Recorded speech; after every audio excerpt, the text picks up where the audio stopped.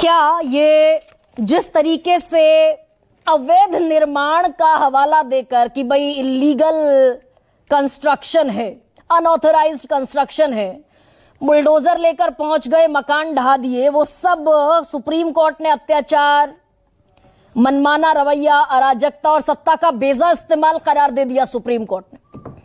नहीं, बिल्कुल नहीं। ऐसा कब कहा? सुप्रीम कोर्ट ने कहीं ऐसा नहीं कहा, कोई ऐसी बात नहीं हुई।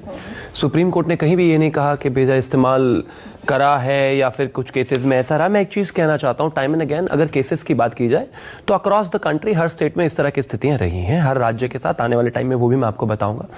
लेकिन हाँ, एक चीज थोड़ी आसान हो गई कि अभी तक जो है नगर निगम के तहत होती थी कार्रवाई, या फिर कब्जा, अनाधिकृत कब्जा अधिनियम के तहत कार्रवाई होती थी, या फिर गैंगस्टर एक्ट के तहत कार्रवाई होती थी।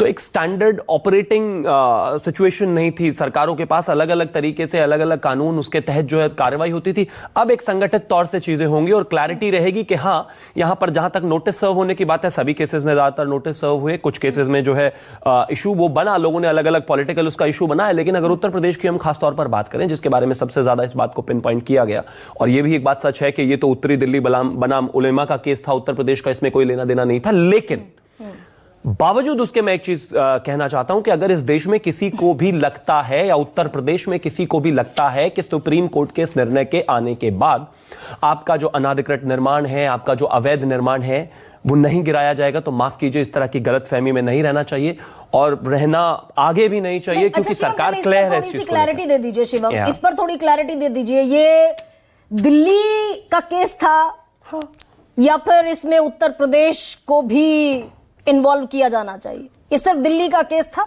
ये आप इन्वॉल्व करना चाहे आप कर सकते हैं, या फिर किसी के पॉलिटिकल मोटिव्स हो वो इन्वॉल्व करना चाहे कर सकते हैं। मतलब सुप्रीम कोर्ट ने उत्तर प्रदेश को लेकर कुछ नहीं, लेकिन केस जो था वो दिल्ली से था। ये उत्तरी दिल्ली बनाम उलेमा का केस था। नहीं, लेकिन सुप्रीम कोर्ट ने ये भी कह दिया ना कि भाई the registrar is directed to circulate a copy of this judgment to the chief secretaries of all the states. Absolutely, but case जो था वो दिल्ली का था, उत्तरी दिल्ली बनाम उलेमा। मैं फिर से वही कहना चाहता हूं, सुप्रीम कोर्ट इस मामले में पहले भी कह चुका है कि हम पूरे देश को लेकर एक गाइडलाइन बनाना चाहते हैं, क्योंकि देश में अलग अलग, और ये उत्तर प्रदेश का विषय है ही नहीं, ये तो राजस्थान में भी चला है भाई, ये तो झारखंड में भी चला है, ये तो मध्य प्रदेश में भी चला है, ये तो महाराष्ट्र में भी चला है दूसरी सरकारों में, और उत्तर प्रदेश में भी चला है।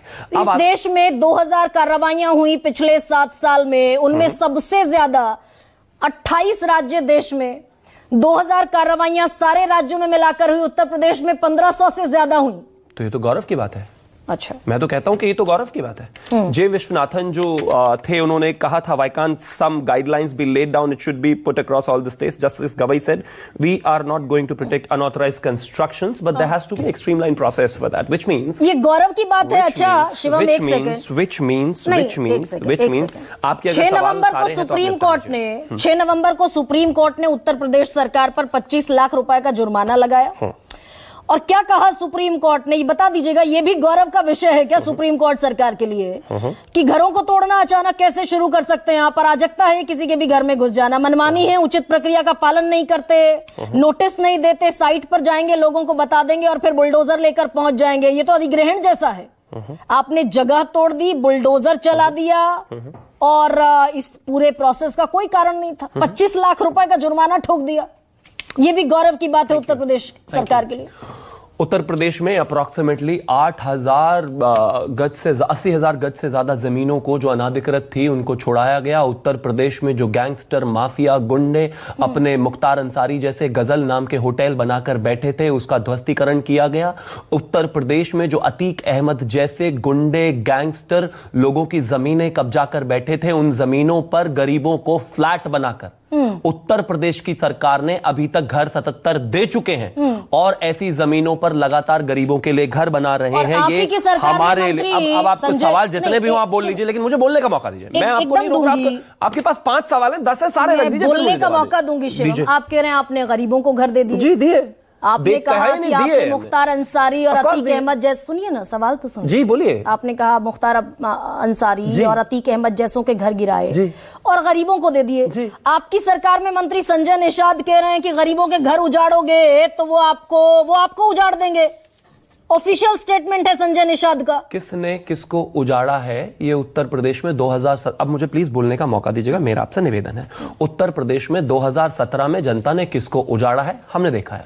उत्तर प्रदेश में जनता ने 2022 में किसको उजाड़ा है हमने देखा है। उत्तर प्रदेश के गरीब ने, उत्तर प्रदेश की जनता ने उत्तर प्रदेश की सरकार को किस तरीके से बनाया है और दूसरी बार भारतीय जनता पार्टी को सरकार में लाया है, ये देश ने देखा है। और अब मैं आगे आता हूं, जहां तक बात गरीबों को उजाड़ने की है, नहीं, अगर उत्तर प्रदेश में कोई भी अवैध कब्जा करेगा तो माफ कीजिए, एक स्टैंडर्ड प्रोसीजर फॉलो करने के बाद उस पर कार्रवाई होगी। ये नहीं कर रहे थे ना शिवम त्यागी? बिल्कुल नहीं, ऐसा किसने कहा नहीं कर रहे थे? सुप्रीम कोर्ट ने कहा भाई कि आप बुलडोजर लेकर पहुंच जाएंगे। सुप्रीम कोर्ट ने कहा। बताइए कोई केस कोर्ट कीजिए के अलावा। मैं तो कहता हूं ये बहुत सारे, मैं कर रही हूं और कर देती हूं, रुकिए। अगर आप मुझे बोलने देना, अच्छा आप एक काम करिए और 2 मिनट ले लीजिए, अगर आपके पास जितने भी सारी चीजें एक बार रख दीजिए, फिर उसके बाद मैं बोलूंगा। भाई ये देश की सुप्रीम कोर्ट ने कहा ना कि आप कहीं भी बगैर नोटिस दिए हुए आप बुलडोजर लेकर पहुंच जाएंगे, घर ढहा देंगे, ये अराजकता है, ये मनमानी है। आप पर 25 लाख रुपए का जुर्माना लगा दिया। और ये यूपी के संदर्भ में कहा, उत्तर प्रदेश महाराजगंज के संदर्भ में कहा, उत्तर प्रदेश के संदर्भ में कहा, नहीं महाराजगंज के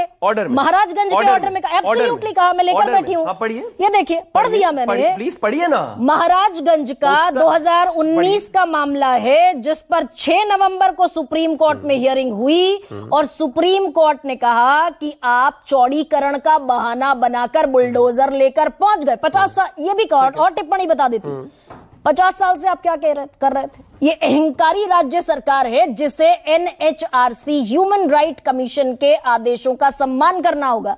यूपी सरकार से पूछा, आप चुपचाप बैठे, अपने अधिकारियों के गलत कामों को डिफेंड कर रहे हैं अदालत में आकर, और 25 लाख का जुर्माना ठोका।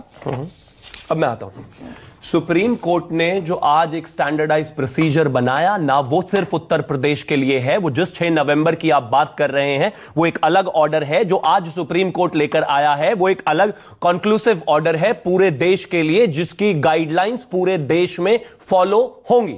अब मैं उत्तर प्रदेश पर आता हूं, मैं फिर से वही कहना चाहता हूं, उत्तर प्रदेश में अगर मोईद खान जैसा व्यक्ति जो है तालाब की जमीन घेर कर बैठा होगा तो हम इस चीज को लेकर कमिटेड हैं कि उस पर बुलडोजर, सारे स्टैंडर्ड फॉलो प्रोसीजर करके बुलडोजर चलेगा। और जहां तक बात आपने कहा कि नहीं ये तो मेजरली उत्तर प्रदेश को लेकर, नहीं, गलत फहमी है आपकी, कोई उत्तर प्रदेश को लेकर नहीं है। झारखंड के दुमका में मकान पर बुलडोजर चलाया गया, सरकार ने कहा, कोर्ट ने कहा कि आप इस पर बुलडोजर नहीं चला सकते। जेएमएम और कांग्रेस की सरकार ने उस पर उसके बावजूद बुलडोजर चला दिया, हाईकोर्ट ने फटकार लगाई, 5 लाख रुपए जुर्माना लगा। क्या कभी इतने सवाल पलटकर आपने कांग्रेस से पूछे क्या? नहीं पूछे, लेकिन सरकार तो उनकी भी है। आगे आ जाइए, अवैध निर्माण के मामले में राजस्थान में अशोक गहलोत की सरकार में पेपर लीक के मामले में सुरेश ढाका के घर पर बुलडोजर चला। क्या गरिमा जी ने कभी उनसे सवाल पूछा उत्तर प्रदेश में लेकर और राजस्थान को लेकर? नहीं पूछा। क्या कोई शो हुआ? नहीं पूछा।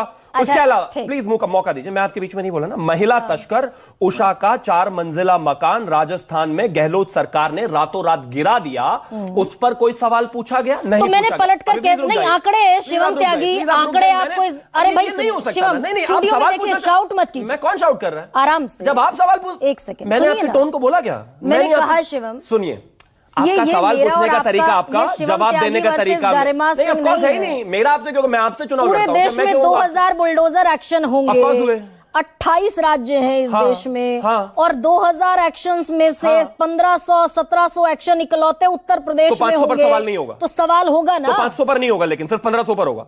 कमाल बात हो गई, ये कोई लॉजिक होता है क्या?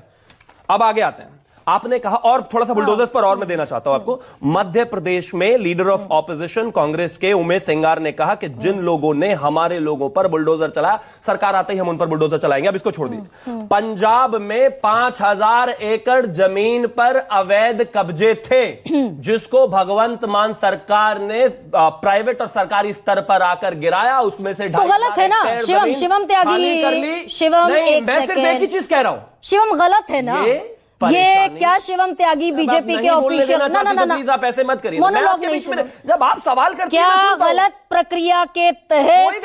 अरे सुन लीजिए भाई शिवम त्यागी, अगर दुमका का, अगर कानूनी प्रक्रिया के तहत, ना जवाब दीजिए। नहीं, आप जवाब देना नहीं चाहती हैं। आप टाइम निकाल करने के लिए, मैं गारंटी देता हूं, पिछले 10 मिनट में 7 मिनट आप बोलिए, 3 मिनट भी आप मेरे को टाइम नहीं बोलने दे रहे। That's the problem. सीधा सवाल सुन लीजिए, आप अपने समय में सवाल पूछ लीजिए, मैं अपने समय में जवाब दे दूंगा। Thank you. पूछ रही हूँ अगर, और ये मैं आपसे बड़ा प्रिसाइज जवाब चाहती हूं। अगर कानूनी प्रक्रिया का इस्तेमाल किए बगैर, उस प्रोसेस का पालन किए बगैर एक भी बुलडोजर एक्शन होता है तो वो अराजक है, तानाशाही है। मानता हूं कि है ना? बस, मैं मानता हूं कि स्टैंडर्डाइज कोई भी स्टैंडर्डाइज प्रोसीजर फॉलो किए बिना किसी भी राज्य में, झारखंड से लेकर किसी भी राज्य में अगर इस तरह की स्थितियां होती हैं, चाहे वो कंगना रनौत का घर तोड़ना हो, उस पर महाराष्ट्र हाईकोर्ट की टिप्पणी हो, चाहे वो दुमका का हो, और मैं एक और चीज कहना चाहता हूं, ये गलत नहीं है। कोई भी व्यक्ति अगर गलत तरीके से अवैध निर्माण बनाकर उत्तर प्रदेश में सोचता है कि सुप्रीम कोर्ट के डिसीजन के बाद बच जाएगा, माफ कीजिए, सॉरी, नहीं बचेगा। ठीक, नहीं बचेगा। रोहित अग्रवाल